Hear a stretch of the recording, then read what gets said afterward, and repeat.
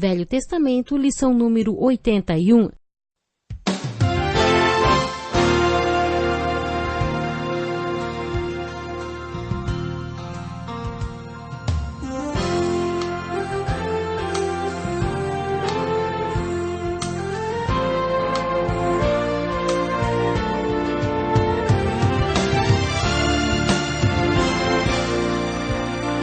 Muitas pessoas têm tido seus sonhos destruídos pela falta de confiança absoluta em Deus. A Bíblia está repleta de exemplos de grandes sonhos cumpridos para a glória de Deus. Encontro com a Palavra é um programa escrito pelo Dr. Dick Woodward e narrado por Pastor Edson Bruno. Ouça e descubra verdades que lhe ajudarão no seu dia a dia. Com você, Pastor Edson Bruno.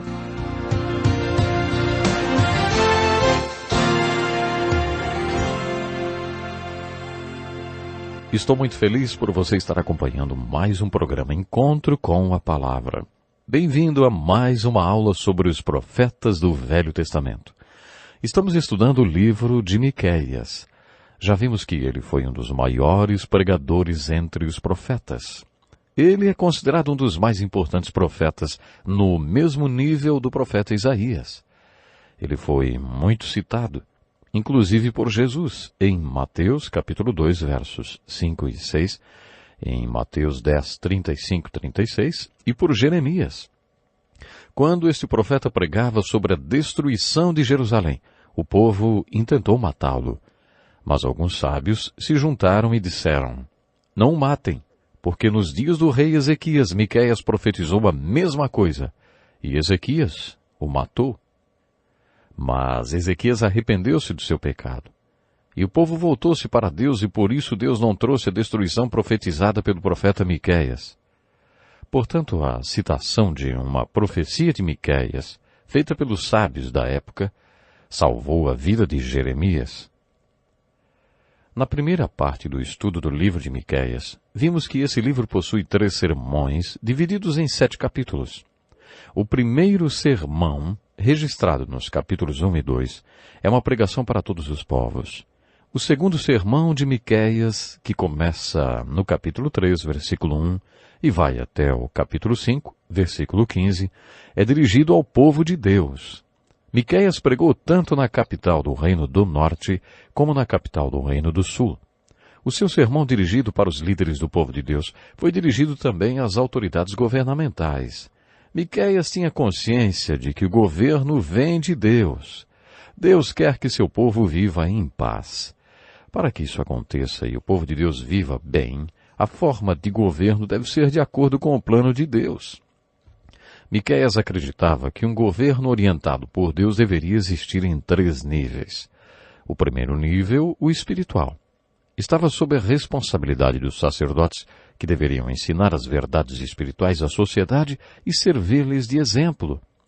O segundo nível, o nível moral de governo, era de responsabilidade dos profetas exortar o povo a obedecer os ensinamentos da palavra de Deus. E havia um nível civil de governo. Era responsabilidade das autoridades civis aplicar as leis de Deus baseadas na sua palavra. Miqueias acusou de corrupção os líderes do povo nos 3 níveis de governo. A mensagem de Miqueias foi dirigida a esses líderes nos 3 níveis de governo.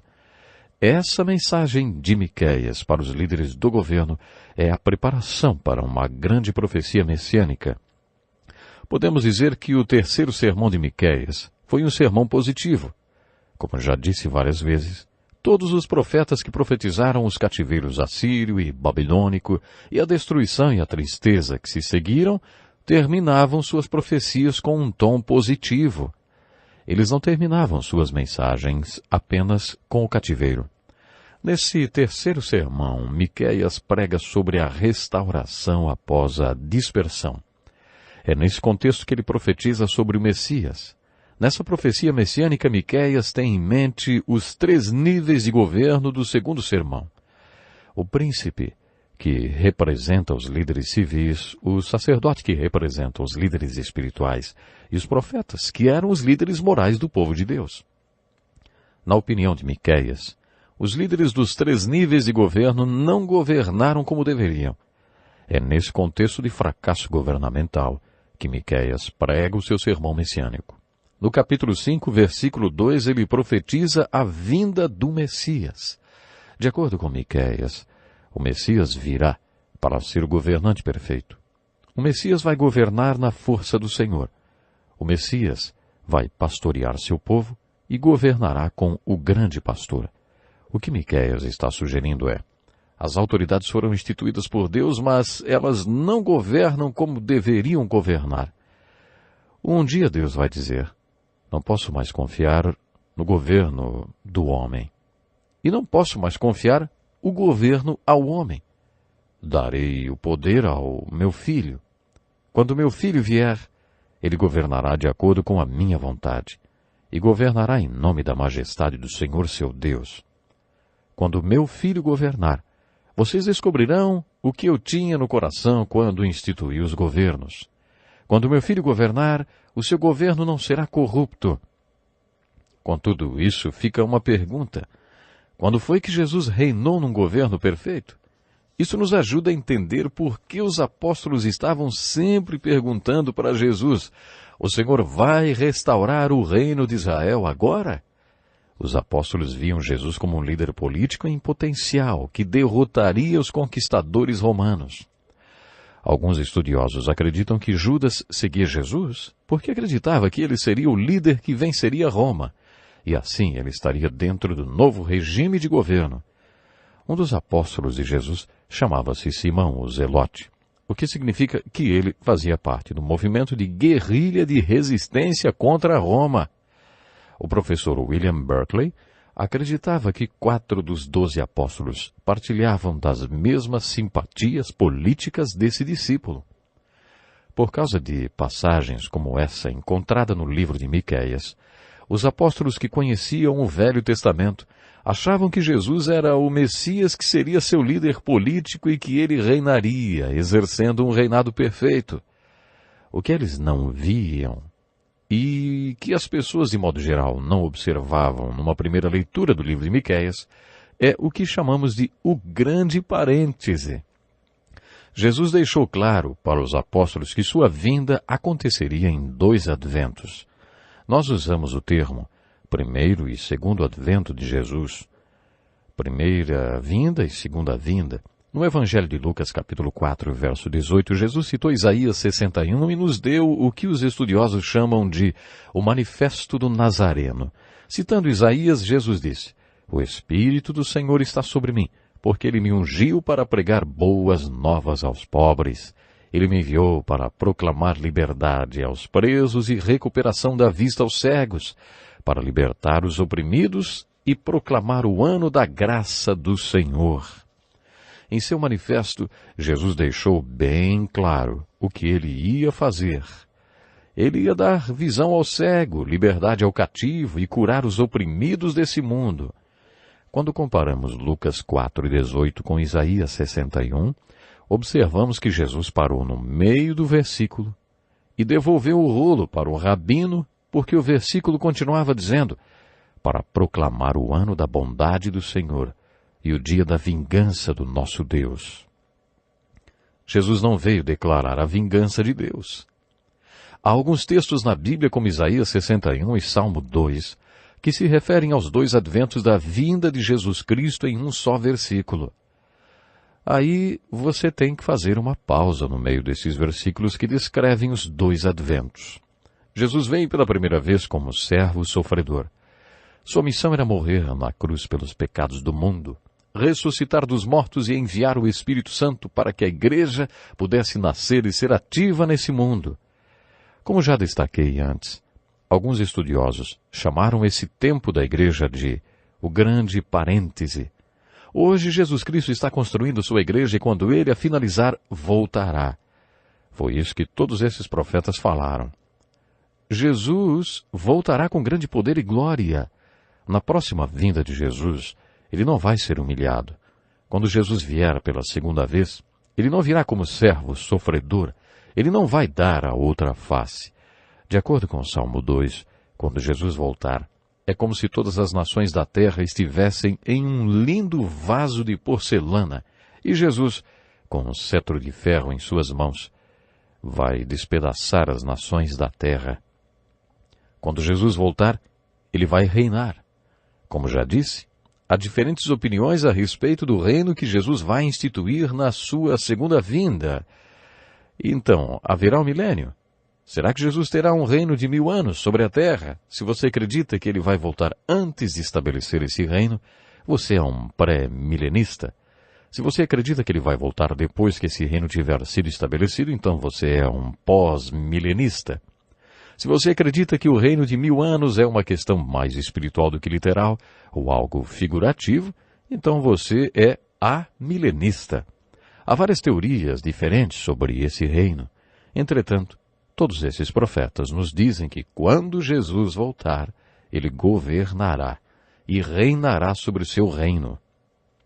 A apresentação que Miqueias faz da vinda de Jesus deve incluir seu segundo advento, porque é nesse segundo advento que Deus dirá a seu povo: eu tentei dar a vocês a oportunidade de governar, mas houve corrupção em todos os níveis de governo.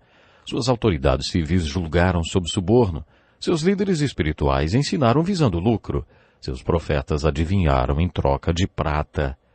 O governo que Deus planejou para seu povo não deu certo por causa do pecado de seus líderes. Portanto, de acordo com a pregação desses profetas, o dia está chegando, quando Deus assumirá a responsabilidade pelo governo. Deus não vai mais delegar autoridade aos homens. Ele vai dar o governo ao seu Filho, e o seu governo não terá fim. O Filho de Deus reinará como Rei dos Reis e Senhor dos Senhores. Essa é a mensagem que Miqueias pregou. Ele também profetizou a respeito do cativeiro babilônico e o retorno do povo de Deus desse cativeiro.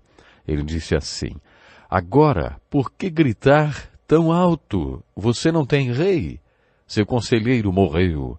Para que a dor lhe seja tão forte como a de uma mulher em trabalho de parto? Contorça-se em agonia, ó povo da cidade de Sião, como a mulher em trabalho de parto, porque agora terá que deixar os seus muros para habitar em campo aberto. Você irá para a Babilônia e lá será libertada. Lá o Senhor a resgatará da mão dos seus inimigos. Além disso, ele profetiza a respeito da invasão assíria. Você está lembrado de quando os assírios invadiram Judá e tiveram que dar meia volta nos portões de Jerusalém, ocasião em que Isaías teve o seu momento de glória como profeta? Miqueias fala sobre isso e também descreve como a profecia de Jeremias resgatou o povo de Judá das mãos dos assírios.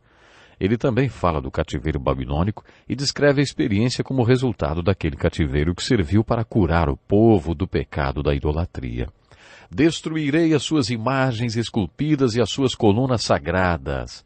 Vocês não se curvarão mais diante da obra das suas mãos. Desarraigarei do meio de vocês os seus postes sagrados e derrubarei os seus ídolos.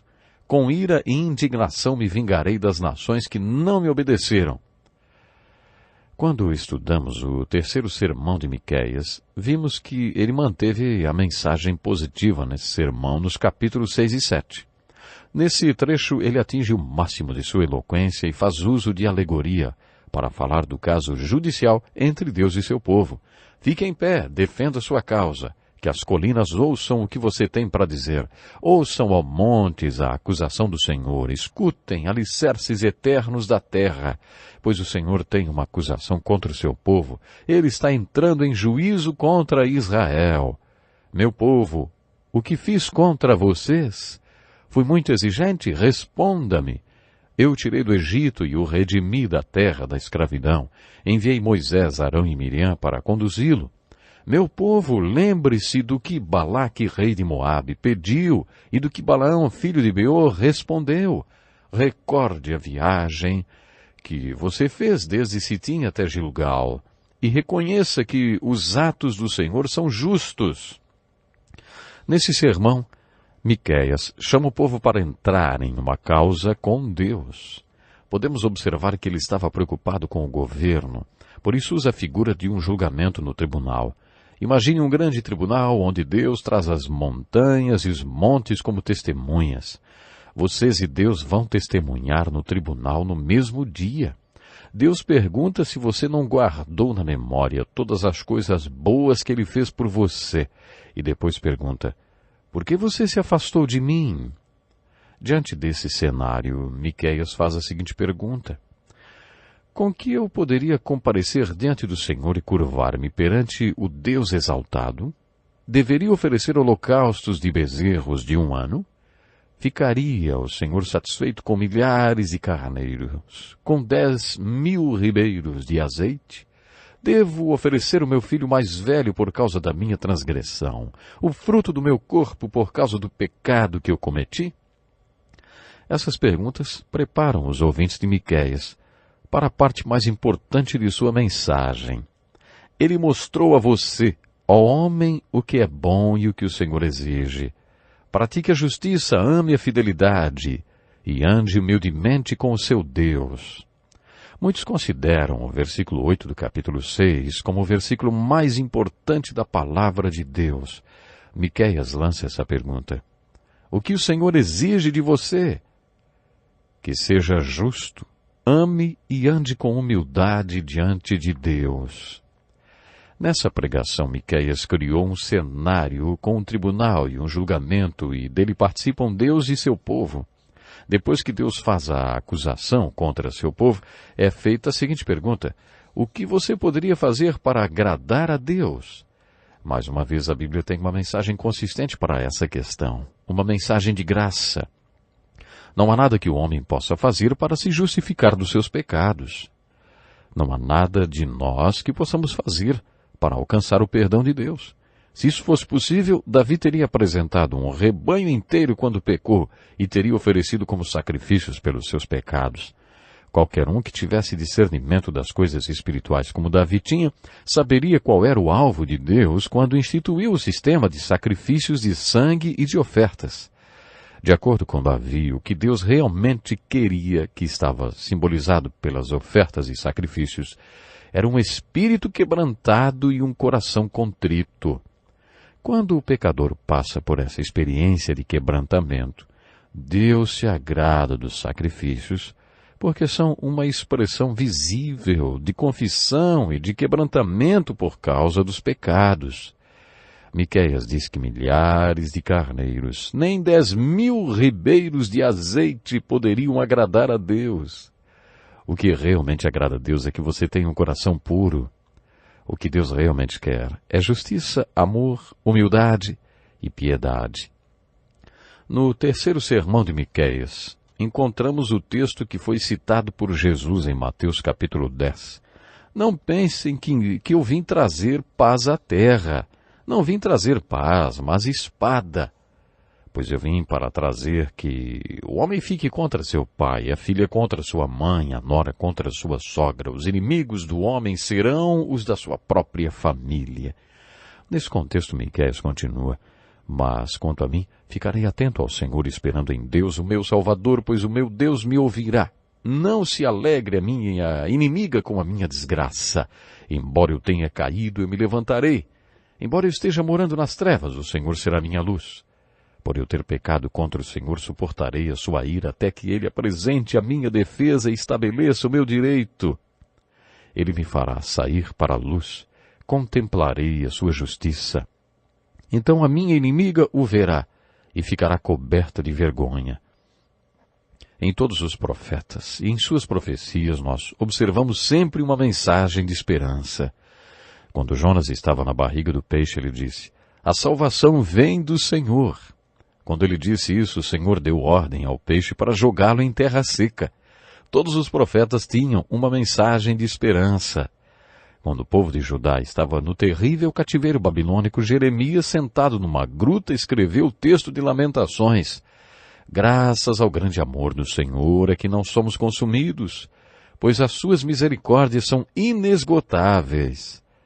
Por isso cremos que o livramento vem de Deus. Miqueias uniu-se a Jonas e Jeremias quando pregou: Ele me fará sair para a luz, contemplarei a sua justiça. No Salmo 34, Davi também pregou a esperança quando disse: provem e vejam como o Senhor é bom. Como é feliz o homem que nele se refugia. É sobre isso que Miqueias também prega no seu terceiro sermão. Esperança. Ele me fará sair à luz. O terceiro sermão de Miqueias traz uma revelação profética. Miqueias profetiza sobre os últimos dias. O dia da reconstrução dos seus muros chegará. O dia em que se ampliarão as suas fronteiras virá.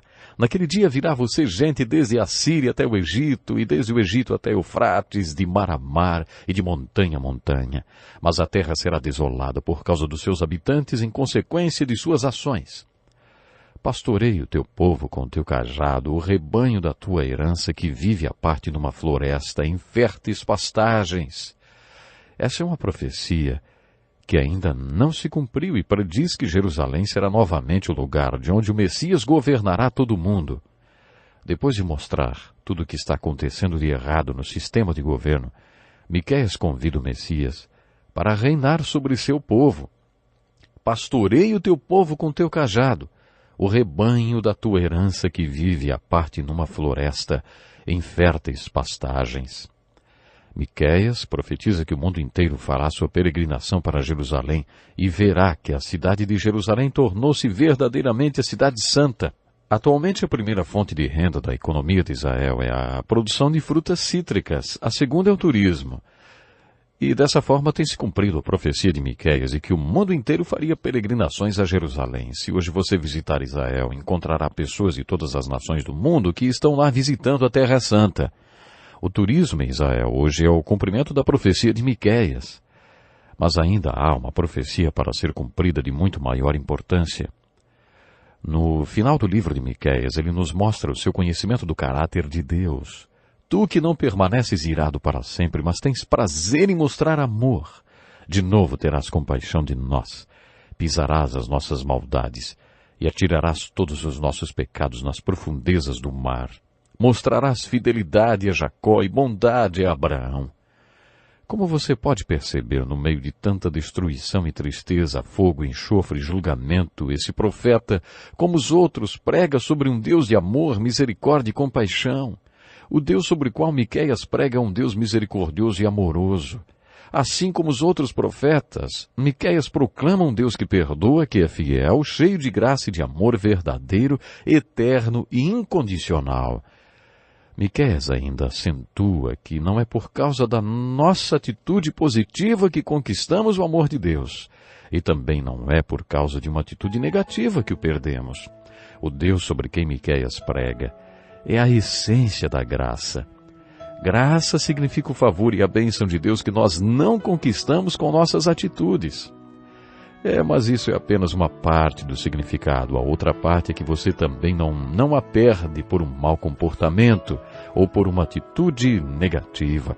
É isso que Miqueias está falando no final do capítulo 7. Receba essa graça hoje. Bom, temos que ficar por aqui até o próximo programa. Que lição importantíssima. Obrigado, pastor Edson Bruno. Prezado ouvinte, coloque em prática o que você ouviu aqui. Sem dúvida,